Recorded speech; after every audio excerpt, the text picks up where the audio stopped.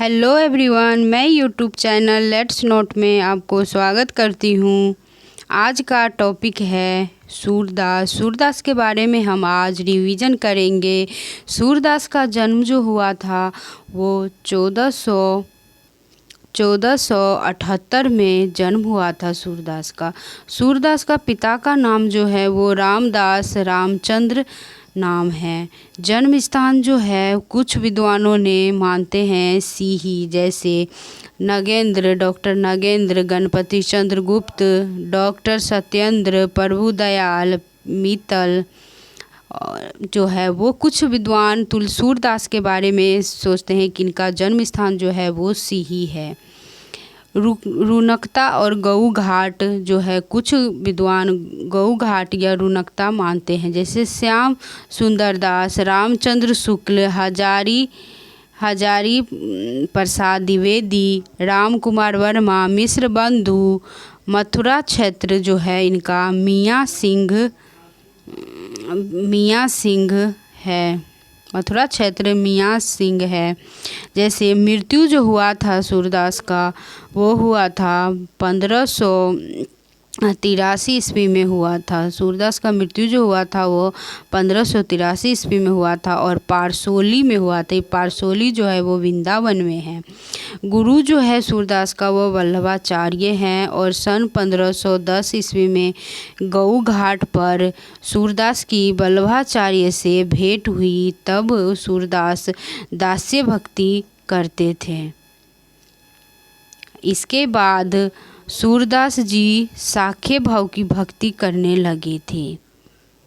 शुक्ल जी ने सूरदास को वात्सल्य रस सम्राट तथा जीवन उत्सव का कवि कहा। शुक्ल ने सूरदास को वात्सल्य रस सम्राट और जीवोत्सव का कवि कहा। वल्लभाचार्य और नाभादास ने इन्हें भक्ति का समुद्र कहा है। किसको? तो सूरदास को। सूरदास और तुलसीदास की भेंट पारसोली में हुई थी। सूरदास पर सर्वाधिक प्रभाव विद्यापति व जयदेव का पड़ा।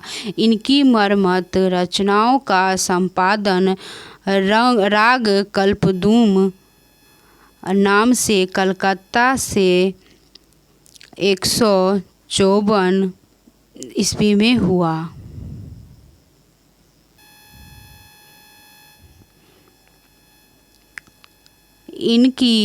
इनकी समस्त रचनाओं का संपादन राग कल्पद्रुम नाम से कलकत्ता से 1541 ईस्वी में हुआ था।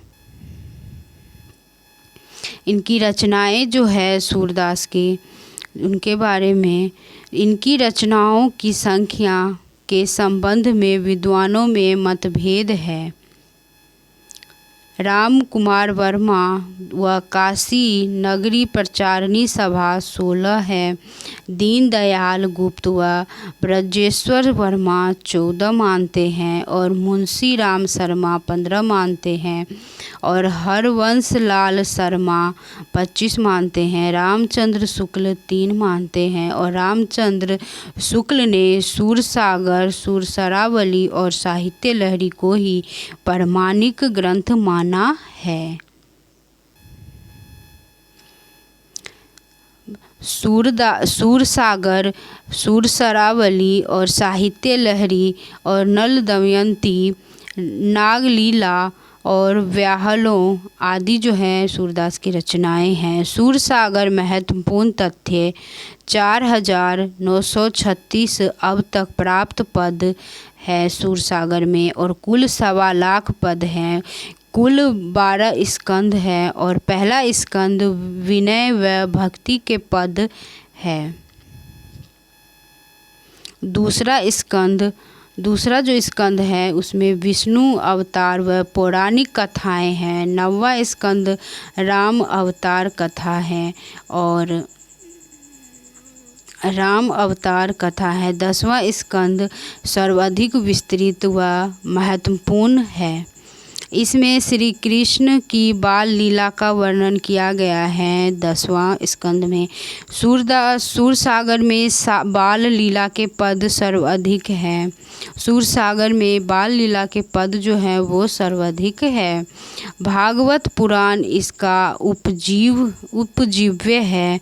भागवत पुराण इसका उपजीव्य है। यह सूरदास की अक्षय कृति का आधार है। यह जो है सूरदास की अक्षय कृति का आधार है। सूरसागर को राग सागर भी कहा जाता है। सूरसागर को राग सागर भी कहा जाता है। सूरसागर को उपालंब काव्य कहा है। किसने? तो नगेंद्र ने। सूरसागर को नगेंद्र ने संगीत कोश कहा है और सूरसागर को ध्वनि काव्य कहा है रामचंद्र शुक्ल ने।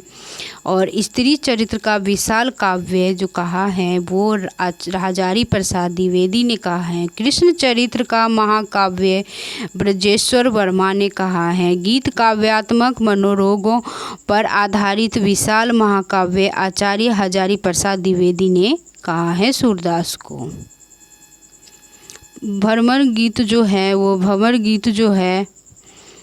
भंवर गीत सर्वप्रथम भागवत पुराण के 10वें ग्रंथ के 47वें अध्याय में भंवर गीत जो है वो प्रसंग मिलता है। कौन से अध्याय में मिलते हैं? 47वें अध्याय में भंवर गीत प्रसंग मिलते हैं। हिंदी में भंवर गीत काव्य की परंपरा सूरदास जी से ही मानी जाती है। सूरसागर में 3 भंवर गीत की योजना है। सूरदास के भंवर गीत को वियोग श्रृंगार का शिखर माना जाता है। इसमें कुल 700 पद हैं और मैनेजर पांडे ने भंवर के 3 अर्थ बताए हैं। फर्स्ट है कृष्ण का प्रतीक और फर्स्ट है मैनेजर पांडे ने 3 भंवर के अर्थ बताए हैं। कृष्ण का प्रतीक, उद्धव का प्रतीक और थर्ड है स्वतंत्र का प्रतीक। थैंक यू दोस्त। आज हमने सूरदास के बारे में रिवीजन किया है। Thank you.